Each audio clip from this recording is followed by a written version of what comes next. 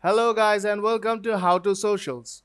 In this video I am going to show you how to unblock a user on your Messenger app. So let's start. First, open the Messenger app.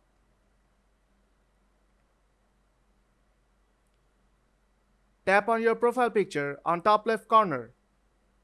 Scroll down and tap on Privacy.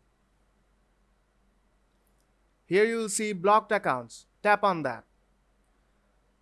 And you will see the blocked list of your Messenger. Now select the user you want to unblock. I'll just randomly select and tap on Unblock on Messenger and tap Unblock again. And this user will be unblocked on your Messenger. And now this user can send you messages.